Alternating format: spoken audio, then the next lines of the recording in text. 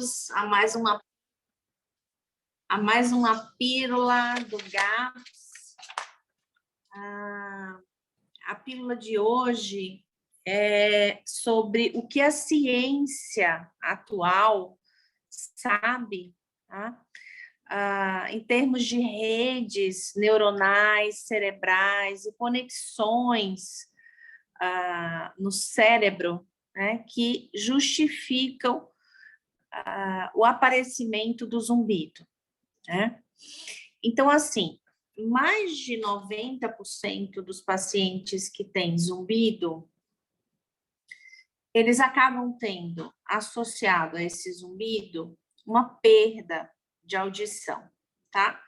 Às vezes a perda é moderada, às vezes a perda é severa, muitas vezes a perda é leve ou até mesmo desprezível, e tem casos em que a perda não é perceptível pelos exames corriqueiros que o médico, em especial o otorrinolaringologista, solicita. Mas é um fato, né? Ela está ali, a perda auditiva. O que acontece quando o paciente tem uma perda auditiva? Ele tem o que a gente chama de deaferentação.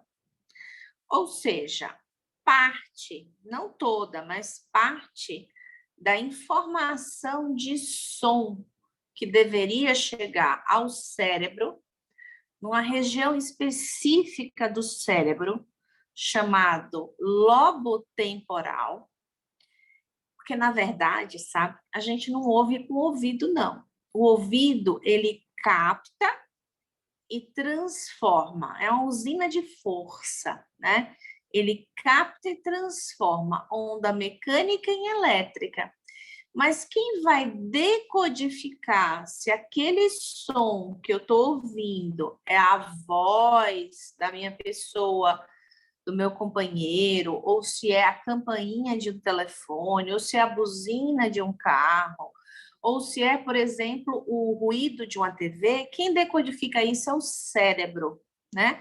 Essa região aqui, ó, bem aqui, chamada lobo temporal.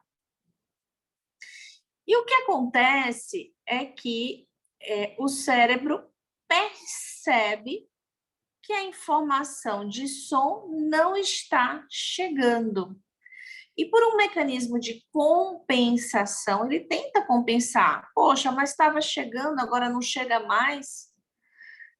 Para tentar compensar, ele aumenta o trabalho das células ou dos neurônios que estão ali trabalhando, né?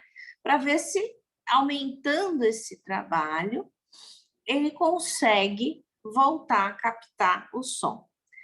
Eu só quero deixar claro que, apesar da perda auditiva estar presente em mais de 90% dos pacientes com zumbido, muitos pacientes têm essa perda e não percebem, tá?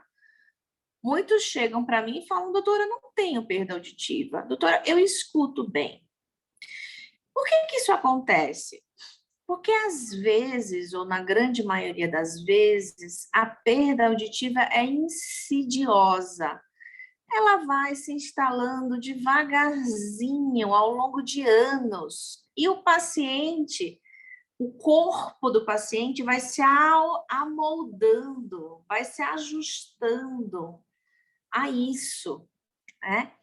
E ele realmente não se percebe, ou não percebe a perda. Apesar dele ter, ele não percebe, ele não se incomoda. Ele consegue se comunicar, ele consegue falar no telefone, ele consegue entender as pessoas, né? Então, se ele não se incomoda, como é que ele tem aquilo ali? Mas é porque foi muito devagarzinho que aquilo foi se instalando. E o nosso corpo vai se amoldando, vai se ajustando, vai se acostumando àquela nova situação, porque ela é muito sutil. Eu sempre dou um exemplo, é como o míope, né? Eu tenho miopia desde os 23 anos, tá? Mas a minha miopia, ela não variou muito, ela se instalou lentamente. Então, assim, eu acho que eu enxergo bem. Se eu colocar um óculos, aí eu percebo a diferença. Nossa, eu não estava enxergando. Mas no dia a dia não é uma coisa que me faz perceber, né? Então, eu deixo de perceber detalhes ou sutilezas nas imagens e na visão, sem tomar consciência disso. Então, isso muitas vezes acontece no paciente com zumbido, tá? Ele vai perdendo, mas como ele perde lentamente, aos pouquinhos, ele não percebe, ele vai se acostumando, ele vai se amoldando àquela perda. Por que eu estou falando tudo isso? Porque isso ajuda a gente a entender, não todos os casos, é claro, mas a maioria dos casos de zumbido, né? Dos nossos pacientes. É claro que existem causas e causas, e a gente sabe que o zumbido tem mais de 200, 300 causas, né? E mais complexo que isso, o zumbido, além de ser muito heterogêneo, de ser uma miscelânea, às vezes a perda não é a única causa, né? O paciente ele pode ter problemas de musculatura, ele pode ter problemas metabólicos, pode ter problemas hormonais, o zumbido pode ser causado pelo uso de medicamentos, né? Tem muito medicamento que pode dar zumbido e etc.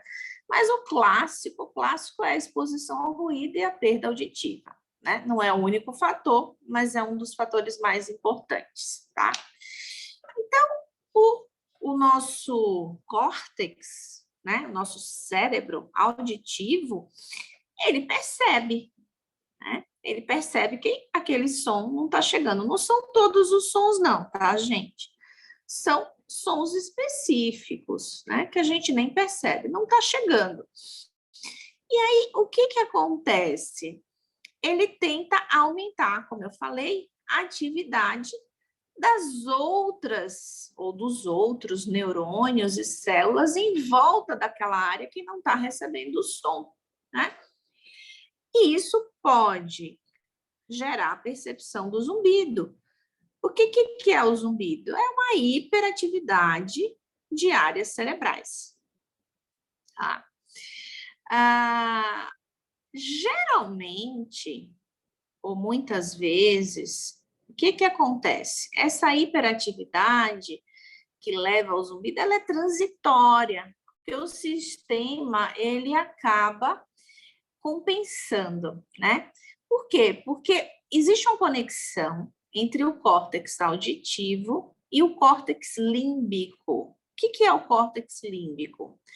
O córtex límbico, ou o sistema límbico, é o sistema das emoções, é o sistema que regula o nosso humor, é o sistema que regula ansiedade, depressão, luta e fuga, mas também é o sistema que verifica a importância de determinados estímulos, é o sistema que avalia o quanto determinado estímulo ele é importante ou não, né? Ele não só cuida do humor, mas ele vai determinar se uma sensação, se uma percepção deve ou não ser valorizada ou deve ou não ser relevante, né? Então, não é um sistema que cuida só das nossas emoções, não é um sistema só da alegria, da tristeza, do humor. É um sistema também que avalia a relevância de percepções e de sensações, tá? No nosso cérebro, as coisas não estão em caixinhas separadas, as caixinhas se comunicam. Então, o sistema que decodifica os sons, que é o lobo temporal, ele se comunica com outras regiões do cérebro, incluindo o sistema límbico, né? Justamente para verificar, é uma parte do nosso mecanismo de defesa, do nosso instinto de sobrevivência natural, né?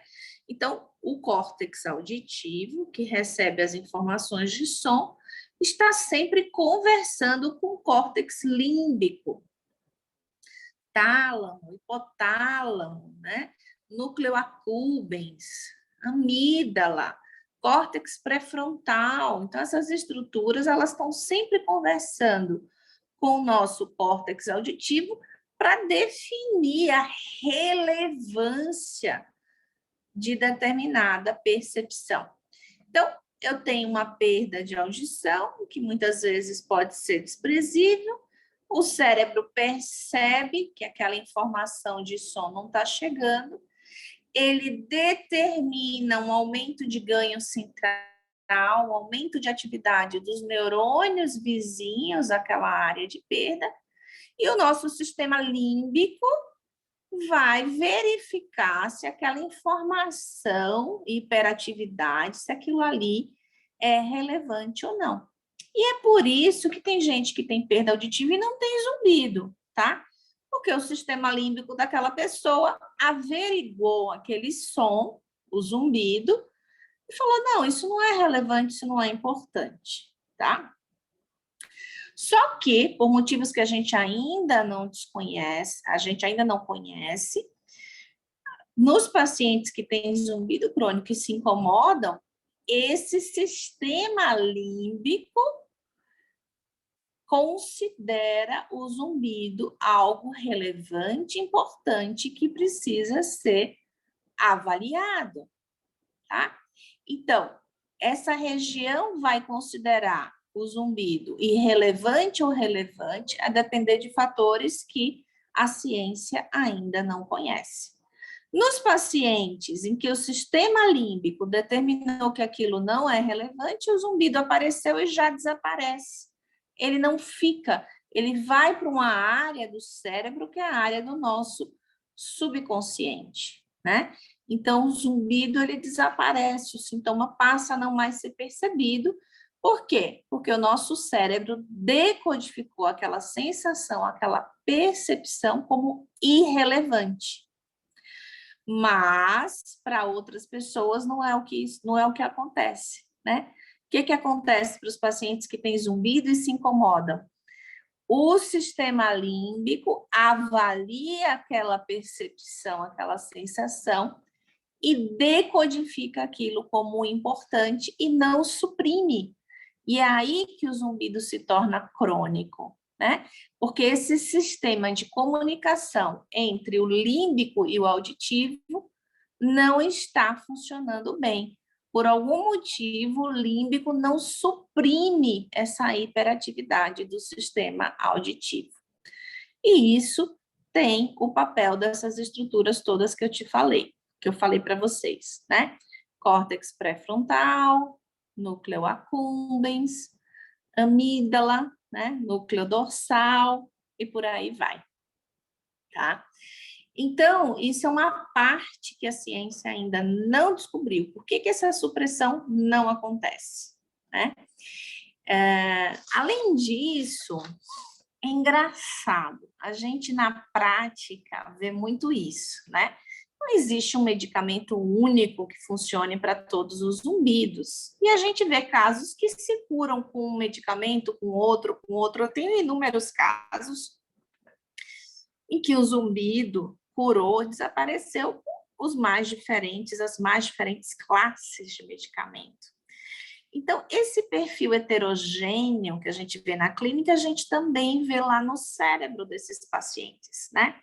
E a gente pode ver, por exemplo, nos exames de sangue, tem pacientes que têm a serotonina muito baixa, tem pacientes que têm um cortisol muito elevado, tem pacientes que têm um cortisol muito baixo, tem pacientes que têm as catecolaminas muito elevadas, as catecolaminas muito baixas. O que são isso? São neurotransmissores, substâncias que a gente tem normalmente no cérebro e que desequilibram, e que oscilam, e que saem do nível de platô, de padrão ou basal nesses pacientes, para mais ou para menos, né?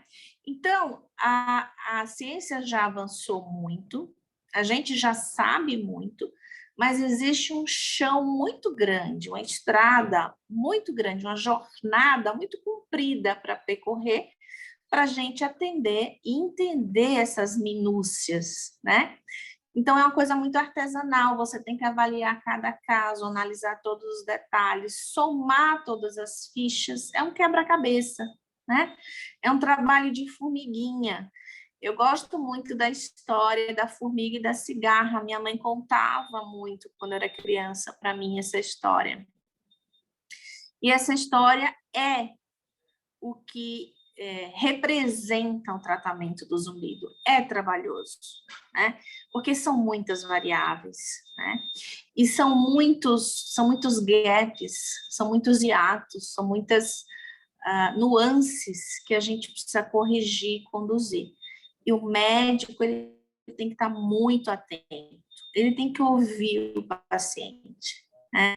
E ele tem que insistir. Então, é um trabalho de resiliência, o tratamento desses pacientes, é um trabalho de persistência, né? E você precisa gostar de ser resiliente e persistente para poder caminhar de braços dados com esses pacientes nesse caminho, tá?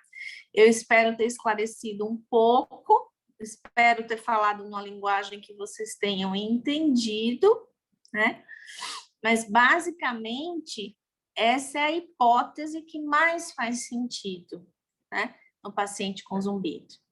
Eu agora vou abrir para perguntas. Se alguém tiver alguma pergunta, quem estiver nos assistindo, fique à vontade. Jéssica, você me avisa se tiver alguma pergunta? Avisa sim, doutora, mas por enquanto nenhuma. Então é isso, né? Existem trabalhos mostrando, por exemplo, que quando você põe um paciente numa máquina de ressonância magnética funcional e você dá a esse paciente no fone de ouvido um estímulo, um som que seja muito parecido com o zumbido dele, no mesmo momento ocorre uma sobrecarga de disparos elétricos em determinadas áreas do cérebro, que são essas áreas que eu falei, né? Do sistema límbico, que é um sistema que controla não só as emoções, mas também vai avaliar a importância, a relevância de sensações e de percepções novas que aparecem no nosso cérebro, né? Então, é um sistema, vamos dizer, de monitoramento. O lobo temporal, ele está ligado com o sistema de vigilância e monitoramento, que é o sistema límbico, ele também é um sistema de monitoramento e vigilância.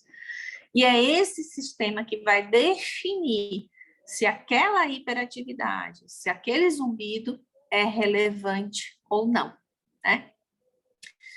E aí, mais uma miscelânea em tudo isso, né? Tanto o zumbido pode desencadear problemas de humor, depressão, ansiedade, né? Distimia, que são as oscilações de humor e vamos dizer assim, de estresse, né? Como também pode acontecer o inverso, tá? Então, é muito importante a gente ter consciência de como isso funciona. Eu vou ter um esgotamento da via, eu vou ter uma hiperatividade da via, eu vou ter um excesso de informação dentro daquele local, dentro dessas regiões, uma hiperatividade. E é essa hiperatividade que é percebida pelo paciente na forma de zumbido crônico que incomoda, tá? Então, eu vou ter tanto a hiperatividade como a sincronia, todos os neurônios despolarizando ao mesmo tempo. Por quê? Porque eles tentam compensar, eles tentam suprir a falta de aferência. Aferência é aquilo que está chegando, é a informação que está chegando no cérebro. Deixou de chegar, não está chegando mais, né? Então, o cérebro percebe e tenta compensar através de um mecanismo de plasticidade neuronal. Só que isso, às vezes, foge do controle. E é aí que aparece o zumbido severo, moderado, catastrófico e que impacta a qualidade de vida do paciente no dia a dia, né? Mas, como eu disse, são muitas nuances. Como eu disse, são muitas nuances, né? E a gente precisa avaliar caso a caso, porque eu tenho paciente que tem o cortisol nas estratosferas, como eu tenho paciente que tem o cortisol lá embaixo. Eu tenho um paciente que tem a serotonina ok, o paciente que tem a serotonina no chinelo, né? Catecolaminas lá em cima, catecolaminas lá embaixo. Então, cada caso é um caso. E a gente precisa ter essa visão de todo para poder acertar e ser assertivo e conseguir ajudar o paciente da melhor maneira possível. Pessoal, Doutora, temos duas perguntas. Jéssica. Temos duas perguntas aqui no YouTube. É. A Jéssica Brito perguntou se sempre que tiver essas alterações nessas áreas, o paciente vai ter zumbido. Então, não necessariamente, né? É um conjunto, tá? Não é, sim, se eu botar a população do planeta, 7 bilhões de habitantes, se eu botar numa máquina de ressonância, vai ter gente que tem essas alterações e, de repente, não tem zumbido, né? Assim como vai ter gente que tem zumbido e não tem essas alterações. Então, é isso que eu te falei, não é uma regra, é uma hipótese que vale para boa parte dos casos, mas não é 100% dos casos, né? Porque existe um percentual de pacientes que não vai ter perda auditiva, tá? Então, tem pacientes, por exemplo, que vão ter um problema muscular, puro e simples, e a gente trata aquela musculatura com fisioterapia e o paciente cura e melhora, tá? Então, em medicina, a gente não usa sempre ou nunca. Por quê? Porque existe a variabilidade intrínseca, né, do indivíduo, tá? Então, isso é muito individual, mas de um modo geral é o que se vê, tá? Vamos dizer assim, na maioria dos casos.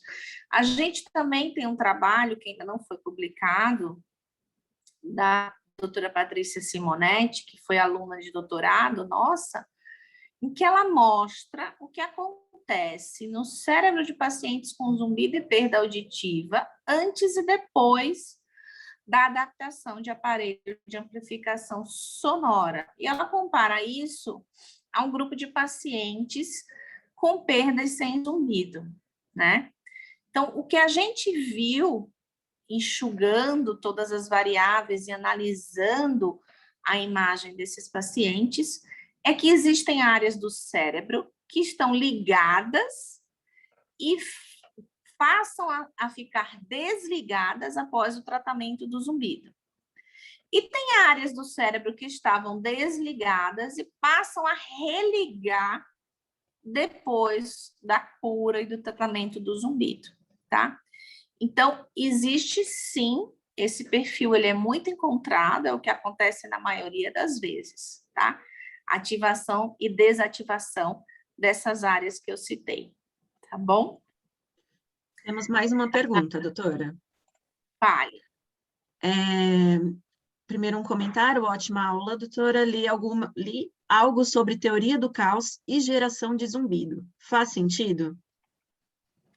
Faz sentido, porque existe um caos, é como se tivesse tudo congestionado, parado, você não consegue ir para frente, para trás, para um lado ou para o outro.